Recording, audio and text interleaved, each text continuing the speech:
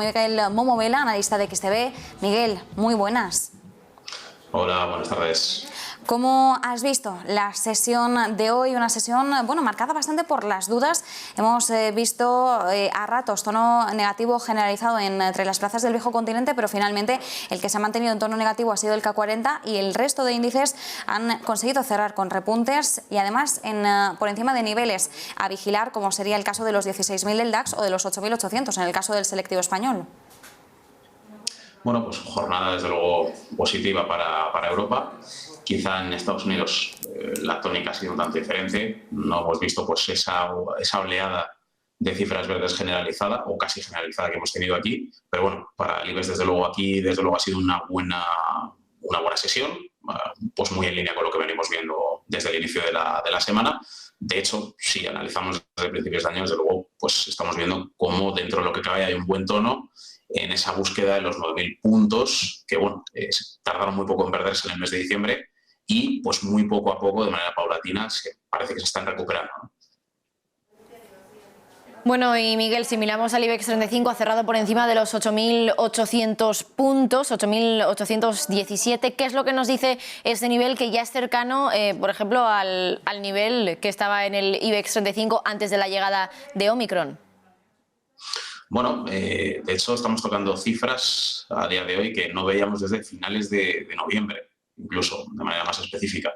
Con lo cual, pues bueno, valor crítico a partir del cual, pues desde luego solo nos cabe, si seguimos con la tónica general de la semana, solo nos cabe seguir creciendo. El crecimiento, evidentemente, pues sería paulatino, o es todo lo que nos cabe esperar, porque de momento no hay estímulos fuertes que nos puedan, digamos, hacer amanecer en una jornada de bolsa pues por encima milagrosamente de esa frontera de los 9.000, por lo menos hasta que lleguen los resultados empresariales.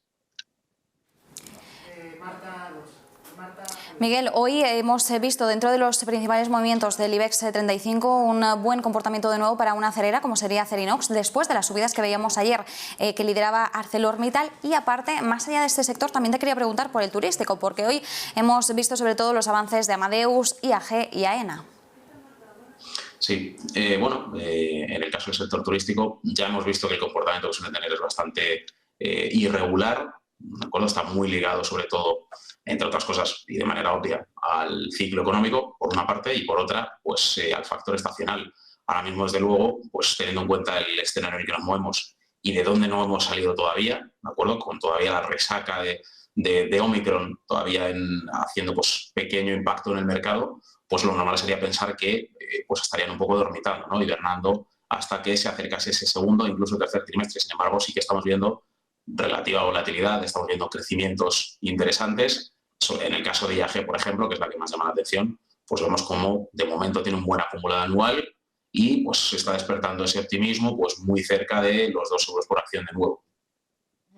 Bueno, Miguel, un sector que me está resultando interesante últimamente en el IBEX 35 es el sector acerero. Hoy, por ejemplo, Acerinox ha sido la empresa que más ha subido al cierre, más de un 2%. Las estamos viendo bastante bien a las dos, Acerinox y ArcelorMittal, en las últimas jornadas. ¿Sabemos qué es lo que está pasando y qué niveles son clave en estos dos valores?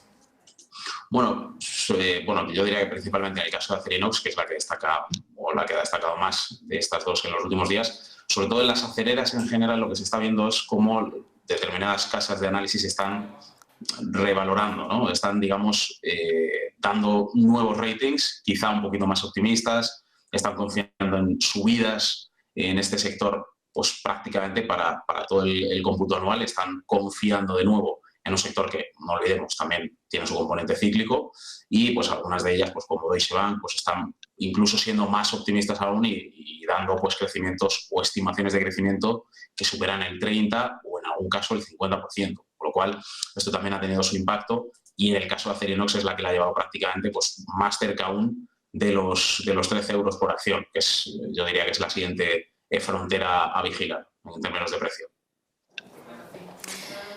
Miguel, mañana va a cobrar especial protagonismo en Estados Unidos el sector bancario. Vamos a tener los resultados empresariales de Wells Fargo, JP Morgan y Citigroup, pero como ya hemos analizado realmente el sector a lo largo de esta semana haciendo una previa, quería preguntarte por un sector que hoy ha tenido especial protagonismo en el viejo continente, sobre todo en el K40 de París, ha sido el lujo. Hemos visto caídas para Louis Vuitton, para Kering, para L'Oréal.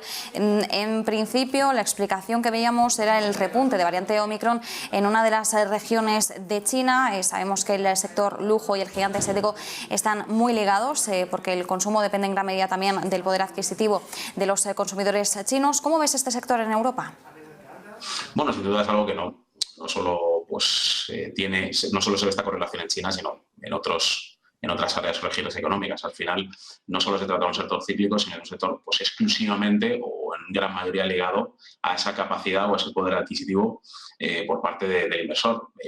Evidentemente, lo más normal es pensar que en situaciones como esta se va a prescindir de este tipo de artículos de lujo, se va quizá a reducir, ¿no?, el foco en este tipo de sectores, aunque hay que recordar que en 2020 y 2021, sin embargo, hemos visto algo casi radicalmente opuesto. Hemos visto en fases bastante severas en las que el coronavirus azotaba en suelo europeo, prácticamente a nivel global, y sin embargo veíamos a estas compañías crecer, y ahora, en una situación que no ha cambiado, que es bastante similar, las vemos por fin ajustarse en línea de esa correlación a esos precios a la baja y a esas caídas, sobre todo después del periodo navideño y demás, que es donde en algún sentido cabía esperar que hubiera pequeños repuntes. O sea, que al final están siguiendo un poquito su curso natural en esas caídas de precio.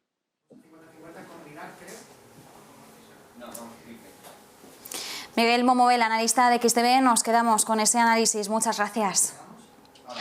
Igualmente a vosotras, un saludo.